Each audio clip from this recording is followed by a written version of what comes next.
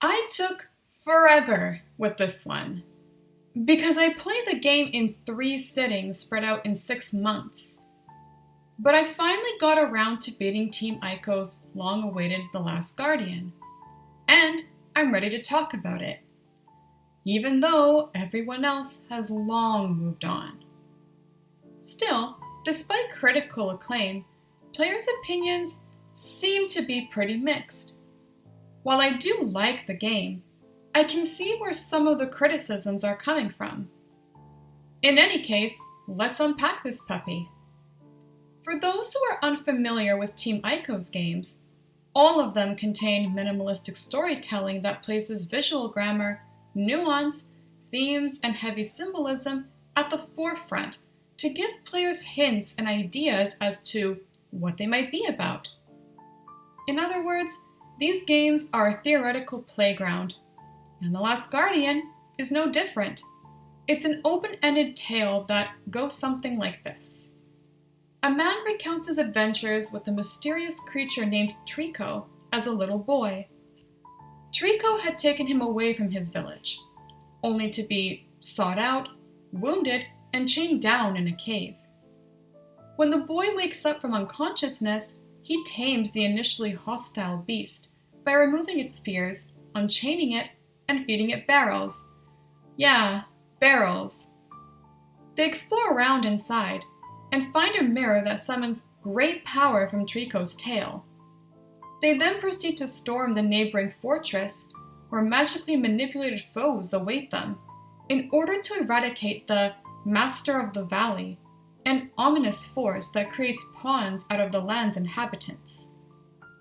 I will admit that while I was interested in learning more about this world and wished to theorize about many aspects of it, I didn't find it as brilliantly cryptic as Shadow of the Colossus.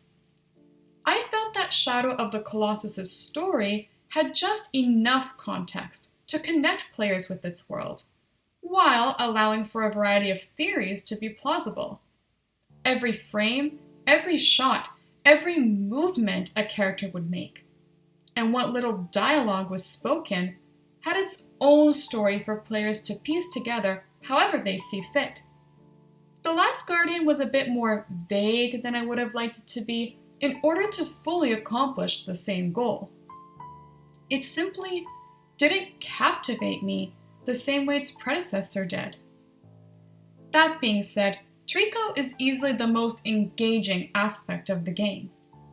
I often found myself simply observing him and excessively petting him, even when petting him wasn't necessary. He is incredibly captivating and endearing, which brings me to the biggest complaint among players: the controls. The controls and camera angles are somewhat clumsy and tedious, but the personal frustration I felt while playing wasn't so much toward that as it was the sense of urgency I felt toward aiding and protecting TeamIco, particularly during longer battles. Even though he's invincible in this game, I couldn't help but worry about him all the time. I personally found him more obedient than the developers probably had intended, but I nevertheless liked how he wouldn't blindly submit to you and would only work with you if he trusted you or simply felt like it, as any rational being would do.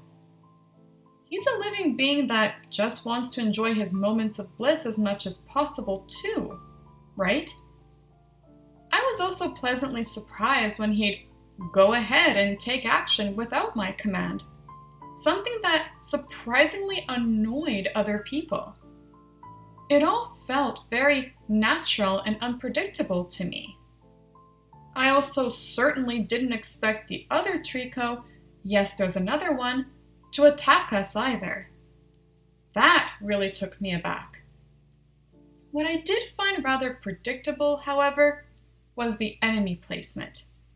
In the first half of the game, anyway. You'd think soldiers expecting new potential pawns would be a little more clever in how they execute their ambushes. The puzzles were mostly pretty creative and relied a little more on logic and physics than obvious signifiers. I especially liked how they started coming full circle by the second half of the game, when abilities the two were incapable of initially now had them down to a science.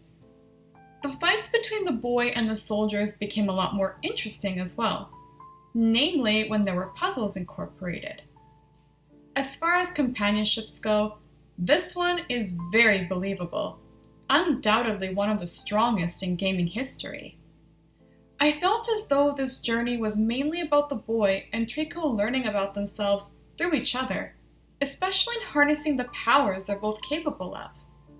I definitely felt a strong connection with the boy as well. Like TeamIco, he can be infuriating at times, but throughout all the trauma he's put through, he still wears a gentle yet determined demeanor befitting of a youthful spirit. You can feel the humanity emanating from both of them. The art style is similar to the team's other games, with a slight upgrade. The humans do look a little out of place, but the character models themselves are still quite nice.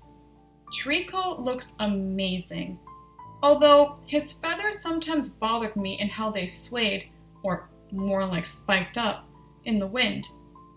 The graphics aren't the best, but the animations mostly make up for them in how real they often make even the slightest movement seem. The soundtrack is situational and comprised of impressionist music, music of French cinema, and what I believe to be some Middle Eastern influence sounds, all of which contribute to the muted aura the team was going for. This was done so that the emotions could be better conveyed through the gameplay, animations, and events, instead of having it be over-dramatized by too many sounds and music.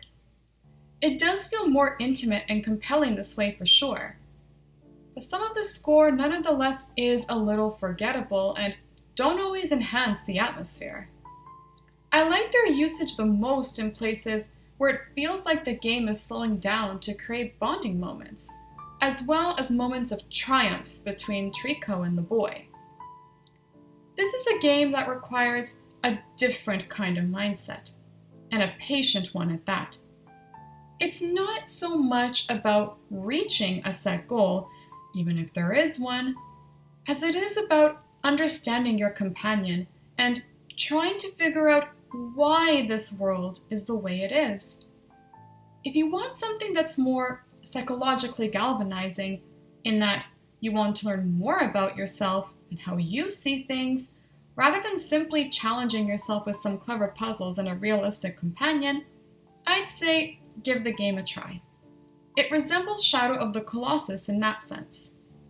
I'm happy that the team finally got their vision realized, even if it wasn't the grand follow-up to Shadow of the Colossus that people were likely expecting.